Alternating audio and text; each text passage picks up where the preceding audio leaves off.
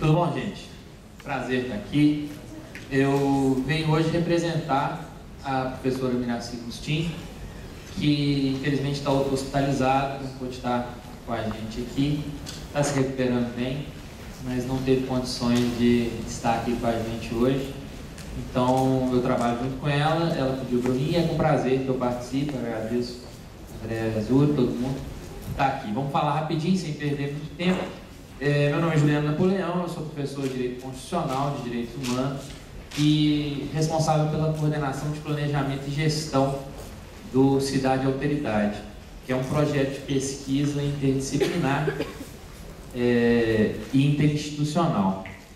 Eu vou conversar com vocês aqui rapidinho sobre esse projeto, falar um pouco do que a gente tem feito lá e tecer hiper breves comentários sobre as falas que me antecederam para a gente fechar sem eu publicar mais ainda o tempo.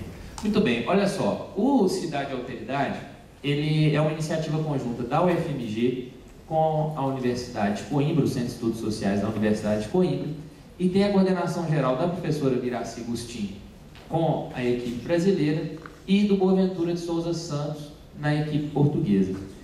Além disso, o projeto conta com a participação da Universidade Federal de Viçosa e da Universidade de Itaúna. O que eu queria chamar a atenção de vocês, de tanto que guarda muita pertinência com tudo que foi abordado hoje, é justamente a relação da nossa pesquisa com o Ministério Público. O Cidade Alteridade, ele é um projeto que parte justamente desse pressuposto da complexidade da exclusão dentro do espaço urbano e do espaço rural-urbano, partindo inclusive dessa superação dessa dicotomia entre cidade e campo, que na verdade é permeada por relações complexas em trânsito de pessoas, de ideias, de influências, de referências. E partindo do reconhecimento dessa complexidade, necessariamente a equipe é interdisciplinar, é uma equipe com aproximadamente 80 pesquisadores, e por isso surgiu a necessidade dessa figura de um coordenador de planejamento e gestão, além dos coordenadores gerais. E todos os resultados, todos os relatórios parciais da pesquisa, como o relatório final, mas por enquanto ainda estamos na fase de relatórios parciais, são enviados à Coordenação de Inclusão e Mobilização Sociais do Ministério Público de Minas Gerais, no propósito de... Opa, tá tudo bem, hein? Tudo certo, né? No propósito de incentivar e dar subsídios para uma atuação extrajudicial e preventiva do Ministério Público, assumindo um caráter proativo de, a partir de dados disponibilizados por essa interação com a sociedade civil e com a universidade, dar maior sustentação e força para que o Ministério Público possa se contrapor ao discurso oficial, que às vezes legitima políticas públicas que mais favorecem a exclusão do que a inclusão das pessoas em situação de desfavorecimento. Bom, a pesquisa tem duas linhas, uma focada na convivência multicultural do espaço urbano e rural-urbano, pensando na inclusão e integração nesse espaço, e a segunda sobre experiências de justiça urbana, regulação e efetivação de justiça urbana. E essas duas linhas de pesquisa se subdividem em 3 núcleos, cada uma delas. Cultura de rua, em que a gente investiga, no momento, o hip-hop, nas diferentes manifestações, em especial no que diz respeito ao grafite, à pichação e à repressão dessas pessoas. Trabalho de rua, a situação das pessoas que buscam a sustentabilidade econômica da vida totalmente alheias aos direitos trabalhistas, desconsideradas, os vendedores ambulantes e assim sucessivamente. Trabalhamos também com mobilização e organização social, no propósito de pensar como a sociedade civil pode se configurar de maneira mais eficiente para lutar pela eficácia dos seus direitos.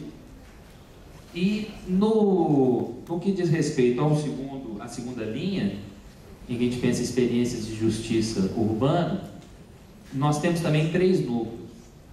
E vale a pena a gente destacar o núcleo que tem trabalhado com os reassentamentos urbanos.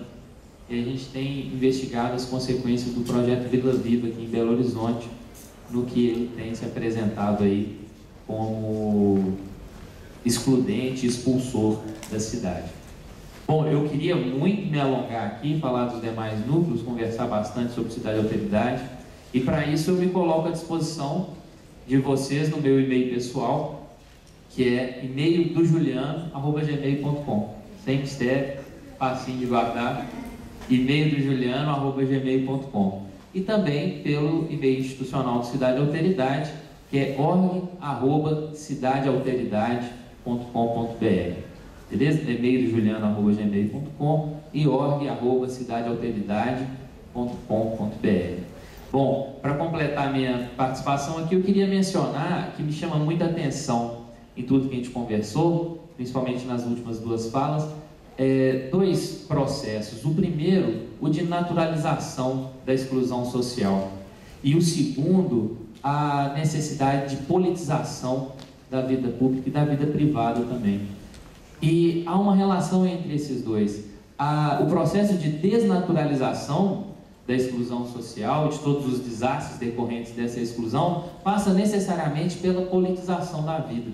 E eu acho interessante destacar aqui brevemente a abordagem do Slavoj Žižek, que é um esloveno muito doido e que tem posições muito polêmicas sobre o engajamento ecológico, e não é sobre isso que eu quero trazer a abordagem dele, mas ele diz o seguinte, que a gente vive um tempo muito marcado pela afirmação de identidades fechadas, e que o engajamento político tem se estabelecido através dessas identidades. A luta pelos direitos dos homossexuais, a luta pelos direitos dos negros, a luta dos direitos idosos, de grupos minoritários em exclusão. E aí o que acontece é que se torna encoberta, desconsiderada, a característica comum que coloca todos esses grupos em exclusão, ou melhor dizendo, os aspectos socioeconômicos da exclusão desses grupos minoritários.